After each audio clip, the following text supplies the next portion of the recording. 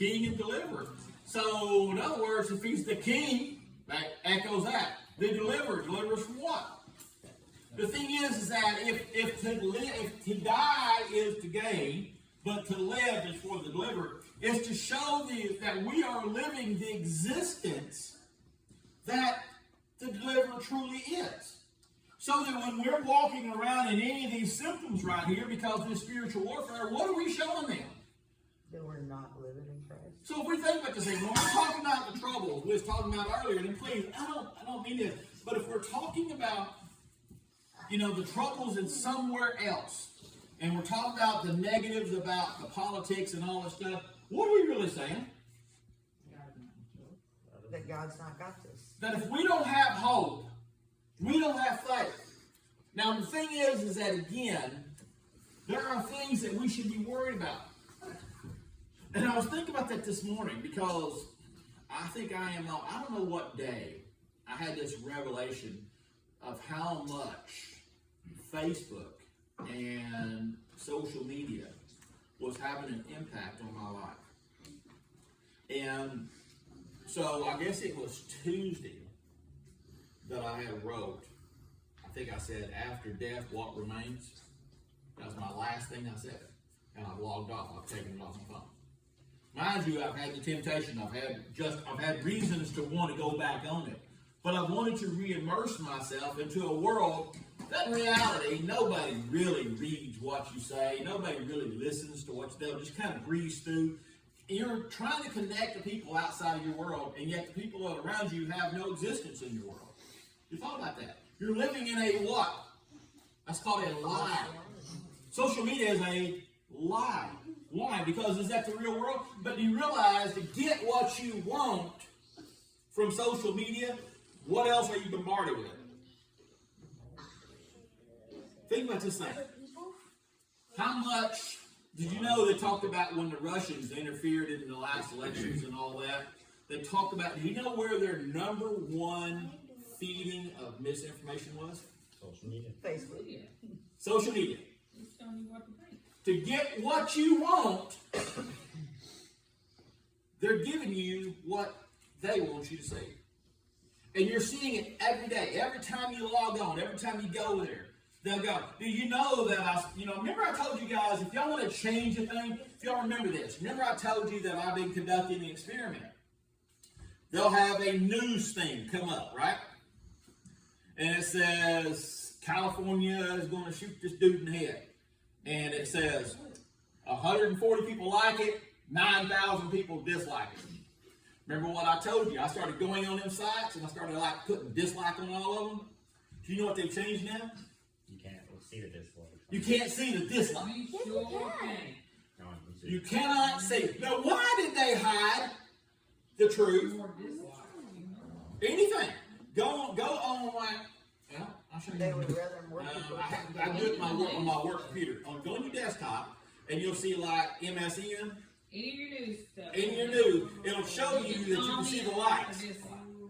But they put no amount of dislikes. Why did they do that? You hide the truth, you believe the lie. To hide the truth. They put it out there, but we're not going to read it. And as well, if you're not careful, they'll actually miswrite. To make you click on it. To click on it, you don't like it, and to come to find out you did not like what this dude stood for. Yep. Because again, we're just being little pawns, and we're being swapped, we're being basically spun around in this web of deceit. And so what I've done is I've stepped away. Better just not be a part of it. Huh? Better just not be part of it. Yeah. Because the thing is that I don't need this anymore. What I'm more concerned with is called your circle of influence. And it's funny that your circle of influence, if you'll go on everything like that, they talk about that. Well, then there's you, and then there is your circle of influence. These are things that you can affect. Outside of your circle of influence, there's another level that you can indirectly affect. You can do things, and then there are some things that you have no effect on.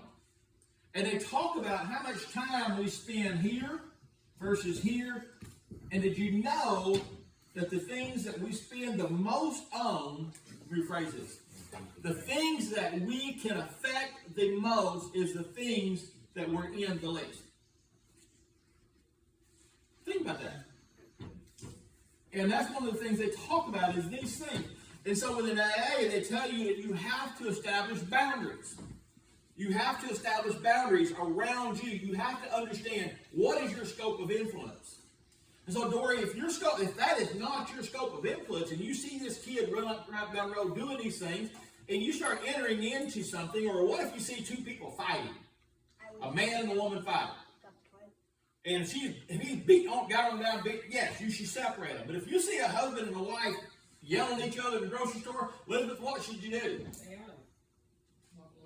Aisle 2, please. I'm going to the next aisle. I'm going to avoid it. There was a lady yesterday. I had Amber wanted some spray sealer for the Pelican. And so there was a lady, and she was in a wheelchair. And they had Lowe's, they had put the stuff out from the truck, but they had not stocked it, so they got it sitting in the floor. And so she's right in the middle of it, right in the middle of the thing. I've got my buggy, and there's a lady, she's standing in the only opening, and I'm all the way at the end. If you go down the Lowe's, all the way at the end, so here's the end of the aisle, spray paint's right here, and the next aisle is like right here, and they're right there. So I'm sitting there like, what do you do? Excuse me, Miss Handicapped Lady. You got a reason to be out in the middle of the road? Or do I get mad because it looks like Dollar General, you go to Lowe's and they got stock all in the floors?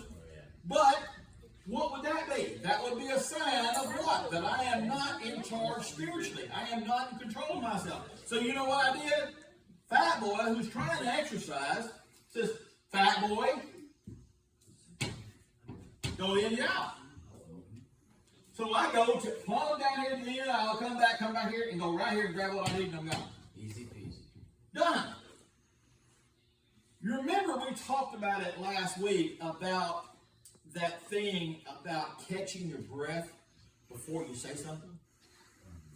What was it word? Stopping yourself? Consonant. Consonant. Thank you.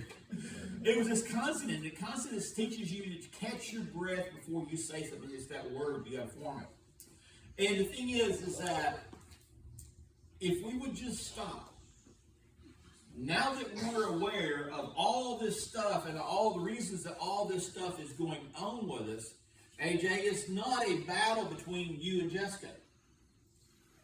It's not a battle between me and Lance. But as well, you have to understand something. When you have a person that is doing this thing to you that is causing this spiritual warfare, do you realize that to argue, you have to agree? I love it. A friend of mine was talking about, I don't know if it was somebody in here or whoever was talking about it, was talking about the entity of a fight. That, a friend of mine was watching, he said he was watching Sopranos. And there was a quote where this guy was in there, and he says, do you realize, because he was talking about what the meaning of Israel is. Those who wrestle with God. That's Israel. Those who wrestle with God. Because it's Jacob. Remember when Jacob wrestled with the angel, and the angel was overcome. But he was not overcome, because when the angel was losing, the angel reached up and touched his hip socket, and his hip fell out of socket. But it was those, so Jacob's name was changed from Jacob to Israel. But Israel means those who wrestle with God. And he was talking about a fight. He says, did you know that when there's two boxers in the ring, there really isn't two boxers? They're one entity. Because they're both joined together in a fight. Do you realize that? That you're joined together. A fight is a thing. There's not a fights, is there? It's a fight. You are engaged. You're together. So when you're having this fight, you realize that you've chosen to have this fight. You chose it. Lance, Italy may be mad at you because you do something stupid. I know you're perfect, so you never do nothing stupid. But again, the thing is that she can be mad. You make the choice to get into it with her. And usually the reasons why you choose, Jessica, to get into it because you're somewhere within this realm yourself. So you ask yourself this question. Is AJ's words to me a reflection of any of these things? Does that make sense? Yes, sir. But if anything, a spiritual, I love there's a verse in the Bible that God told the children of Israel. When God told the children of Israel to go into the promised land, what did he tell them to do? Wipe everything out, didn't he? Get rid of all this crap, didn't he? What did God tell us to do when we become Christian, Chase? He tells us to get rid of all this junk that's a distraction from your life. But later on, you'll find out that God said, well, since you didn't, because when the children of Israel went in there, they started looking around and said, boy, them cows look big and fat. I think I'll keep them. Well, you know, that gold is really not a thing. That idol is really not a thing. It's really gold. So let's just keep the gold. It's so funny. There's a story even about the girl who actually kept this idol. But you know, she never melted the idol down. She kept the idol. Me, if I was after the gold cow, I wouldn't keep a statue of Bethel. I have some bling. Like a big time clock, like Flavor Flav. So the thing is that when you're keeping these possessions, you've entered into this battle. You've decided to make that choice. And social media is king on that because they entice you to do what? To enter in, to engage. What's the first thing they tell you about dealing with a narcissist? Do not engage. You're going to give them exactly what they want. Exactly. The thing is that why do you think the Bible says, come ye out and be ye a what? Separate people. In other words, we are on a mission. We're on a mission for the Christ. We are on a mission to show people. But yet, if we ourselves cannot understand spiritual warfare, we don't even see the symptoms in our life. We just think that the fight that we're in right now, that's really about that problem. The thing is I can tell you this. If you can remember the fights from 20 years ago, if you can remember the fights from 5 years ago, if you can remember the fights from 5 months ago, from 5 days ago, from 5 hours ago, from 5 minutes ago, do you realize what that's called? Time. It's called time. No, sir.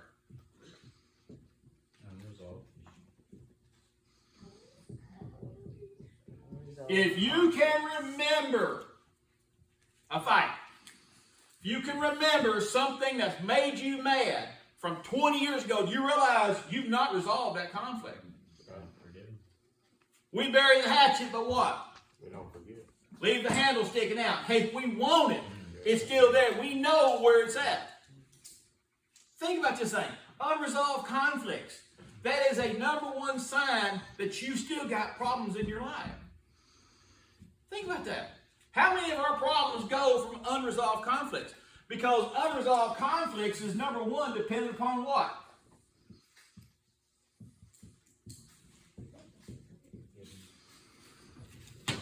Do you know what the Bible says about forgiveness?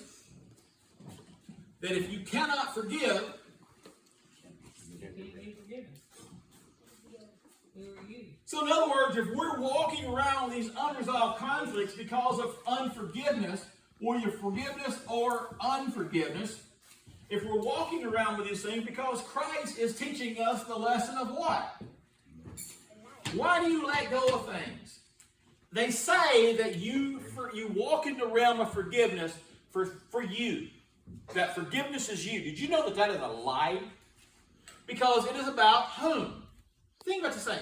When you say, well, you walk around, you're living, the thing is that forgiveness is not for you, because the salvation part, think about this thing. Forgiveness is something that you do for somebody else that will not forgive you. And the thing is that when you forgive somebody, do you know what happens to you? You know they say that it's what? It's better to give. Give than to receive. Better to give than receive. You know that they've done studies on people. And what they would do, they monitored their brain activity and their overall health and all that, Emily. And what they did is that they had people that they would call. One group would call and tell people, well, hey, you got this bill, you got all this stuff. And that's what they would tell them, past due notices. And then one would say, hey, congratulations, you've won this, and here's this gift we're sending out to you. Do you know that there is a psychological trigger that happens in your mind that when you give something to somebody that is unaware that they was going to receive something, it changes your physiology. It makes you happier. Am I wrong? That's what he said. He said, called being happy. It's called being happy. And being happy is forgiveness. Being happy is giving somebody a gift that they did not expect. A gift that you expect is not a gift. Do you know what a gift that you expect is? It's a payment. It's a payment. Kids say, well, I'll be your friend forever. Then I'm sorry, my life's going to suck. Addison told me one time, she said, I'll be your best friend. I was like, so? I can buy a lot of best friends. Think about this thing. That's not being a friend. A gift is something where somebody, and who is the last person? Do you know that there is a tie? They say, well, I can forgive, but I can't forget. Then guess what? You've not forgiven. The Bible's clear about this thing, about loaning money. What does the Bible say about loaning money? Don't loan it if you expect If it you back. expect it back because you don't need to hate your brother because he didn't hate you. Yeah. I think there's a problem. All right, so don't loan.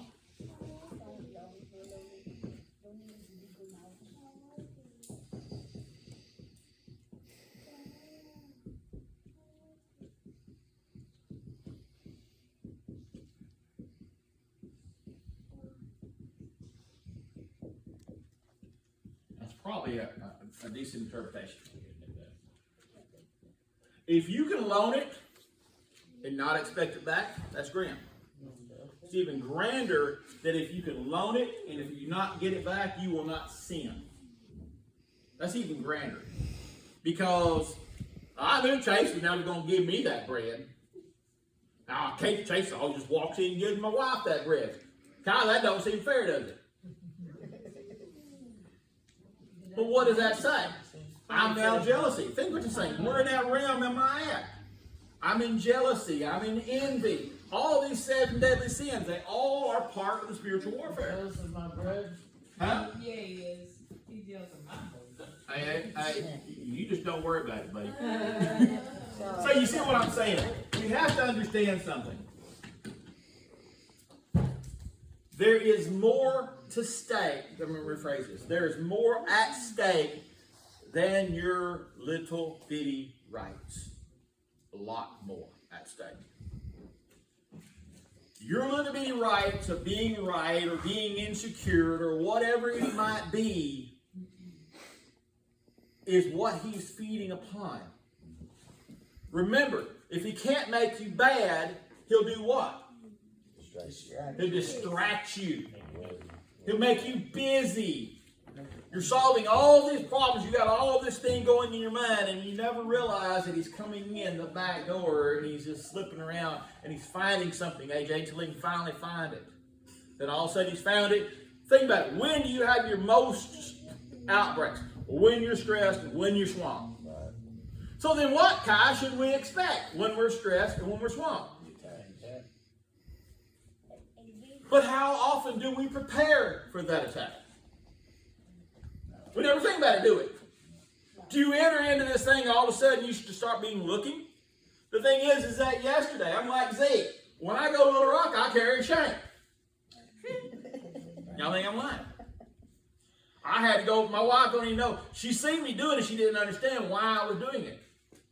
Because I've got one knife and I ain't got it with me. If I have to get this knife out, number one, the back side of the blade is, I call it a dual purpose blade. The back side is just as sharp as the front side. So I can blunt somebody to bruises. But by the time I've got an open lance, I'm already gone anyway. But the thing is that Are we supposed to carry weapons? Yeah. The Bible even was clear. It says you need to beat your plowshare into swords and get ready for this fight. But yet we're not ready for the fight. We want the spiritual knowledge, but we don't want to come to repercussions of it. If you're going to dig in, guess what? You're going to get kicked into contact. Pure and simple. Why? Because he wants you out. He wants you out. Does that make sense? So now we're going to talk about spiritual warfare. I'm not big on series, but I think now we've laid it down. So from now on, number one, spiritual warfare, we have to understand what? Do you know why in Harry Potter, why he who shall not be named? You know that is an old tradition. Why? Because it gives their power. When you name a thing, it becomes real. You name a thing, it becomes real. So the thing is that why do we need to start naming what we're going through as spiritual warfare? So we can keep track of them. So what? So we can keep track of them. Exactly. So you know. So again, so he can keep track of it. So you know, whenever all of a sudden, Kai, you're walking through there and all of a sudden Elizabeth does something that don't seem right, or doesn't echo, or doesn't do something right with you, and all of a sudden you start spinning out of control on it, your mind starts going something, you realize what's happening. It's not that she did anything right, it's your perceptions of that she should or should not have done that. Does that make sense? Yes, it's like we all see Huh? something, but it's not actually happening. I can't wait for you to get up here. So, this is my thing, is that now that we've identified it as spiritual warfare, now we know what's going on with our life. It's really, really weird, because now that my mind is not distracted by social media, do you know I find all kinds of reasons, Lance, to go back? I find all kinds of reasons, all kinds of justifications. You're going to love this one. So we finished our pond last night, got it all up, and I was like, yeah, I want Amber to tag me on this thing so it'll be up there so, you know, everybody can see it. What is that? Pride. Pride. Exactly. Being proud of yourself. So the thing is that why? Because we want to show people. You know, so the point is that is it really that important? If you want to see it, you come to my home. We'll be around each other. But if not, I don't need some stranger to see my home. I don't show my underwear on social. Well, some people do.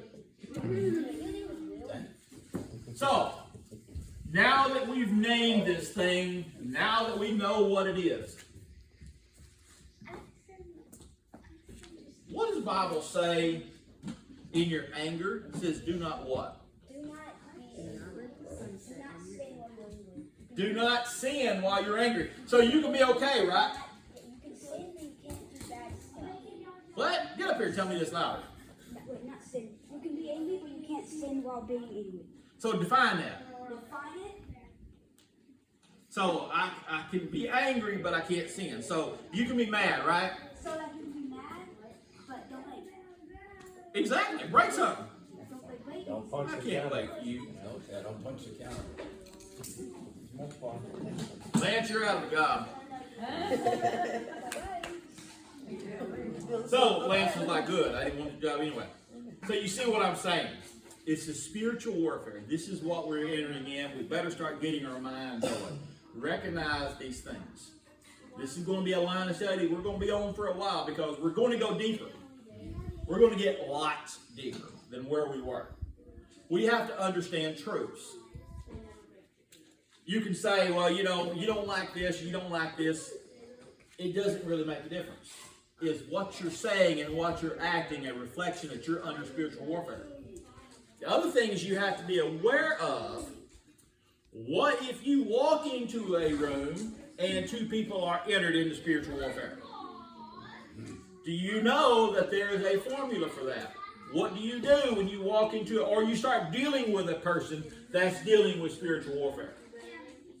I walk up, here's Kai and Elizabeth. They're in there back there going having a bout with spiritual warfare because Kai did not get an ice cream cone. Elizabeth got hers, real story. Elizabeth got hers, Kai didn't get one. And I'm walking back in there because Kai thought that he deserved an ice cream cone. And I walk in there and all of a sudden, now wait a second, what are y'all fighting about? Shut up, mind your own business. Am I right? So what do? You got to understand, when you're dealing with people, you have to ask yourself the question, where are they at? Where are they at? Because if you can understand where this person is at, it can also tell you what's going on in their life. All right, shut the door. He shouldn't. So, to understand spiritual warfare is you understand that you're not the only one who's going through spiritual warfare. It's even more so going to happen at church. It's just like that distraction right there. Walking up there and telling a kid to be quiet, what? Solve what? Just shut the door. Do not engage. Do not engage in spiritual warfare. Don't let them suck you into it. Does that make sense? Because if you let them suck you into their spiritual warfare, now guess what you've done? How does a tornado happen, Artie? It starts with a small wind, doesn't it? A tornado, the heat from up goes down and the cold from bottom goes up, and then it spins. Exactly. But the more stuff that it grabs, the stronger it gets, the more it has joined into it. Next thing you know, you got 3 or 4 people. Misery loves company. Why? Because spiritual warfare loves company. The more people you get, next thing you know, the church is split over spiritual warfare. Because we did not have enough sense to understand that we are being lied to. Well, the preacher's talking about this right here. Okay, so it's a problem that the preacher's wearing overalls and flip-flops. Well, the preacher should be this way. Then how should your life be? Oh, now guess what I've entered into? Spiritual warfare. This is what's going on in our lives. This is what's going on in our church. We are dealing with things on the spiritual realm. But again, we wrestle not with flesh and with blood, but with powers and principalities and demonic forces in the heavenlies. We're in a spiritual battle, and we're wanting to fight it with physical means.